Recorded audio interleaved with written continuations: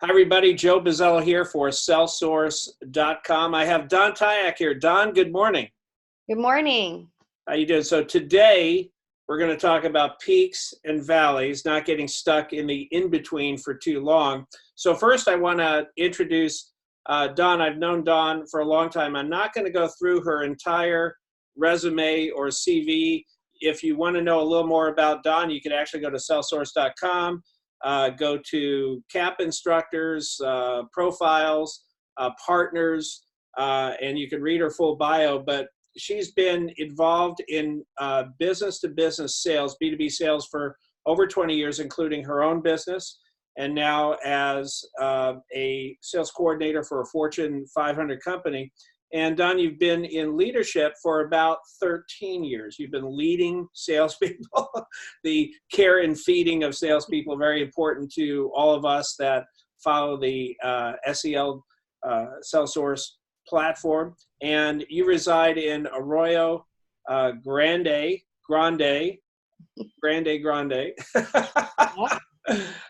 California, a very beautiful little seaside village on the Central Coast with your husband, Andy, who's a wonderful person. And I've been in your home. It's a beautiful home. And so I'm so glad I've known you again seems like we've known each other for about 13, 14 years. And the entire time you've been with that Fortune 500 company, Aflac, that I was part of for so long. So I'm going to ask you a couple of questions, and I want to make this very unscripted. This is going to be based, I'll tell you now, it's going to be based on the Peaks and Valleys piece that you wrote. I should tell our listening and watching audience that you're going to be part of a book. You're going to be a contributor, co-contributor, along with a half dozen others, of a book that is a sequel to the CAP equation. And it's going to center on mindsets.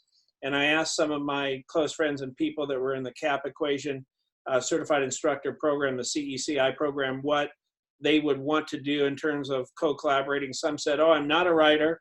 I'm not going to do that. And you said, I'm not a writer, but I'm not afraid to write, which I thought was great. So what I got out of you was much more than I expected, and really a great little chapter. So peaks and valleys, why people get stuck, how they get stuck, and we're going to talk about that. And I'm going to ask you just a couple questions. And again, very unscripted. You don't know what I'm going to ask, but it's really about, and it's two parts to this little session today. One is, how do people get stuck? And then how do they get unstuck? So this will be great for people that are selling. It'll be great for people that coach people and train people that sell. So again, welcome. And are you ready to get started? I'm going to hit you with a couple of questions. Let's do it. By the way, how is the weather today in beautiful Arroyo Grande? It's a balmy 71. It's beautiful outside, blue skies. Couldn't ask for anything better. Wow, what a pretty little town that is. And I'll say in Scottsdale, that's going to be 104 again today. That's what we deal with here. So we stay inside. So we've both been in the game a little while, and we've seen it. We've seen it all. But we also notice trends. We see salespeople kind of riding what I call the roller coaster. And the roller coaster of activity, results, and to some degree, we're always going to have stuff ebb and flow, which is fine. But when we see people put a ton of hard work in, typically up front, they come in, they work hard, they do everything we're asking them to do in terms of putting a CRM together, everything we teach in the CAP equation pipeline. CAP equation is the name of my first book, available on Amazon. Quick commercial, sorry.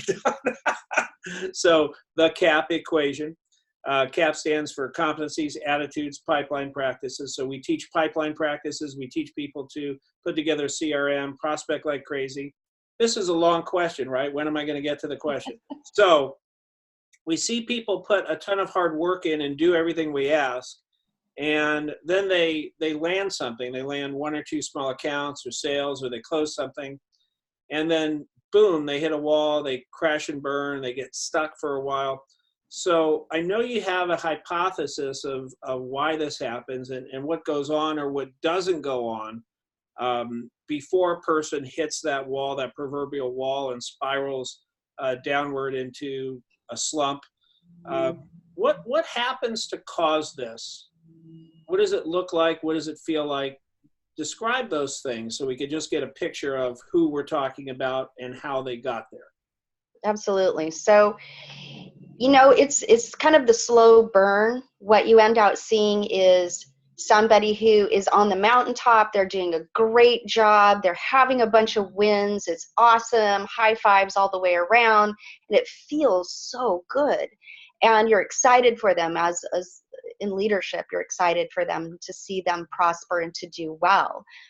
And what happens is this little thing sneaks in where they start to allow themselves excuses. They abandon their set selling system. They abandon the very things that are helping them or help them originally get to the big win. And it's just so sneaky and so quiet. It's almost undetectable because you're so busy celebrating the excitement that they start to leave some of those daily practices of prospecting and managing their calendar in the ways that got them to that win in the first place. And if you are in leadership, you're gonna see that from a very high level. You're gonna see that from a 30,000-foot view, and you're gonna coach to that and say, okay, don't forget, you have to go back to that daily calendaring. You've got to go back to that however many hours of prospecting or whatever system it is that you're using that got you to the win in the first place. Okay, so I became very interested when you said, I made a note of it. They abandoned their set selling system. They abandoned the very set of practices that got them there. Do you have a hypothesis of what goes on that leads to them abandoning the very things that got them there? What goes on? What's the mindset or the characteristics or the behavior that drives that? Well, couple of things. Number one, they've taken their eyes off the next peak because they're too busy celebrating on the peak they're on, number one. Number two is, I said in the piece that, the devil doesn't show up with a pitchfork. He's not that identifiable. It's more about the little excuses about, I'm too busy. I'm really focused on working through this win right now. So they just, that, and at the end of the day, that is really what happens to them. They're listening to that quiet small voice in their head that allows them the excuses to not do the things that they need to do to have the same level of success, to be able to go from peak to peak. And so what happens is that the rock starts to roll down the hill and they're going with it and they don't even see it. So there's a couple words you also use that I made note of: sneaky, undetectable. So there's a coach someplace, there's a coach and a mentor someplace, a trainer. There's someone who overrides the salesperson that you're describing. So if the salesperson makes $1, someone's making a dime off their efforts.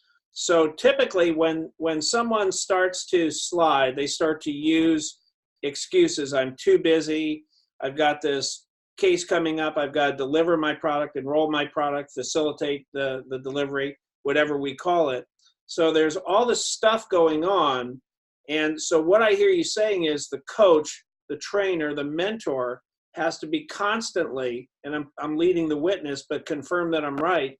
The coach or trainer has to be constantly inspecting what they expect. They have to almost expect that when a newer salesperson has a victory, gets to a peak, that they're going to take their eye off the next peak. They're going to start to, is it okay if I say self-sabotage? Is that okay? Does that work? Yep. Okay. So what happens then? The coach and trainer also takes their eye off the ball if they're going to let this person slide all the way down in the valley, right? Yes. Yes, absolutely. And once again, Joe, what I think is critical is that it's sneaky. It hides behind all kinds of things that make it okay for you to have those excuses. You don't even see them as excuses.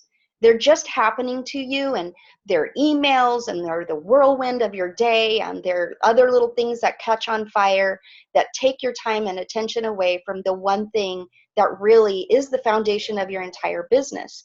And as coaches, leaders, and mentors, we know it's going to happen. We see it on the horizon. We watch them celebrate, and then we watch them move away from the daily activity that is really necessary. And so we do have to have a strong, as coach, leaders, and mentors, we do have to have a strong inspection process. Most recently, I just coached a young man who went through this exact thing, and it's kind of the basis of this story. And I could see it. It was on the horizon, and we had many conversations about it. And we inspected what his work was, and he saw that he wasn't doing the things that he needed to be doing, and he agreed with it, but he slid down the hill. And so now it's great to watch him because he's sharing with everybody his experiences and how he got out of the valley, and, trying to help them understand that, hey, this is a real thing. It does happen. It's like quicksand. You don't even see it there. So through this experience, you have helped him become a conscious incompetent. He's become conscious about the incompetency Yes. that caused him to slide all the way down. And now he's probably prone not to repeat that. He might have a little ebb, but he's not going to slide all the way down and then have to climb all the way back up. And so take note of this. If you're watching this or listening to this, driving in your car, and you are a coach or trainer, you have to be uber sensitive to where someone's pipeline is, where their mindset is after they have a win. The best and the brightest have a win, and they celebrate for a minute, and then they go on. And here's another hack. I learned this from Jack Canfield, the co-creator of Chicken Soup for the Soul book series. He said, and he's not a salesperson by training, but I think he's a great salesperson. He said, when we were trying to sell books, me and my partner, even if it wasn't a prospecting day, we still tried to do 5 pieces of outreach every day. So I like that, because some days we say, well, this isn't a prospecting day, but why can't you just reach out to 5 people that day? It keeps the habit going. So I try to do that. I'm building businesses, and I have people I need to talk to that I need to bring into our platforms and businesses. So even if I don't have a dedicated prospecting day or prospecting 2 hours or whatever the block of time is, I still try to practice what I preach is, can I reach out to 5 people a day with some kind of message just to stay in the habit? So that's what you're really talking about. When things are going well, they should still stay in the habit, and their coach or trainer should make sure they stay in the habit of prospecting. Yes, consistency is the key. And sometimes, when you think about prospecting, it's this big hairy monster that's going to take you all day, and it's negative and it's rejecting, and people just don't want to do it. But if you're on the peak and you're winning, that means you have a rich pipeline. That means things are going well for you. And so just a little bit of consistency and doing the things that you've always done is so much easier than sliding down that hill and having to reinvent everything all over again. And the other thing too is that positive mental attitude can be very difficult, because as you slide down that hill and you find yourself in the valley and you're trying to coach to that person, are they coachable? Are they going to have that positive mental attitude to do the work that it's going to take to get back up on the peak? And then once they're there, coaching them to building those suspension bridges from peak to peak so that they can mitigate those low valleys. Yeah, I like the theme here. I like the mental picture that you're creating. You're building little suspension bridges over valleys, so you don't have to wallow in the bottom of the hot, dusty, cactus-filled, snake-filled valley. You're building little suspension bridges. That's hard to say, with your mindsets and your actions. So now we're segueing. My second and only other question here is, and we've already segued into it, and maybe we could drop it into takeaways or bullet points or whatever. So someone's got there, someone falls into that valley. So for them and the coaches and trainers and mentors watching or listening to this, how do we keep them from either getting down that deep in the first place, or how do we keep them out of the valley completely on those little bridges, peak to peak, what are some of the things you have done, you have seen that are successful? Little hacks, little methods, little strategies. We just talked about one, maybe teach people, get people committed. I'll do 5 things every day. If I'm not reaching out to 50 or 100 people, because it's a prospecting day, I'm still going to reach out to 5. So what are some of the ideas you've seen work, some of the hacks, some of the methods, some of the strategies? Well, I think the big thing we can get out of the way, first of all, is that everybody is going to experience the valley. Whether you're in sales, whether you're in life, it's just the valleys are the things that everybody experiences in one way or another. And it's how you're going to react to that valley. Are you going to be defeated and quit? Or are you going to fail forward, learn from that, and as coaches, leaders, and mentors, helping them see that this is part of the process. This is part of becoming a great salesperson, and maybe even a great leader or even a parent, being able to fail forward. And so now we can recognize, we have to be really honest. This is kind of sometimes the hard spot. For some people, it may just take them a couple of days. For some others, it may be a couple of weeks or even a couple of months where you say, hey, I truly am in the valley, and I can be honest with myself and recognize this is where I'm at. And then how do we systematically climb out of that? What is the system to get out of that? And I wish I could tell you like there's a silver bullet for it, but the truth is, go right back to the beginning. What made you successful in the first place? I'm sure you were dedicated in your time management or calendar management, making sure that you had the time, that you were consistent about it, and that you just kept moving through those paces and you started to create the success for yourself. And once you do that, if you continuously maintain that, those are the suspension bridges that keep you out of the valleys and experiencing that over and over again. It seems to me, and I'm actually just releasing another series that has to do with giving advice to my younger entrepreneurial self. And there's a corollary here. One of the pieces of advice that I would give to myself, my younger self, is pay close attention when you're down and out, when you're in a valley. Let me use that word, because that's when you learn. That's when most people grow. We don't tend to grow when we're winning. We don't tend to learn anything when everything is going well, right? Feels good though. It feels fantastic. It feels fantastic, yes. But you and I both know we never really learn and grow when everything is going well. We learn and grow when we've lost something, when we feel a loss or when we feel a deficit. So one of the things that I encourage people to do is pay very close attention to what's going on when you're not winning, so you can make that correction, so you can form that suspension bridge, tough to say, to the next peak, and stay out of the lower part of the valley, so you don't have to ascend as far. Because in your analogy here, we're going to have ebb and flow, but we want it to kind of look like this. We want it to look like this. We don't want to get down in that valley, because the time to get back up, all the momentum it takes, the energy it takes, is kind of rough. This has been good.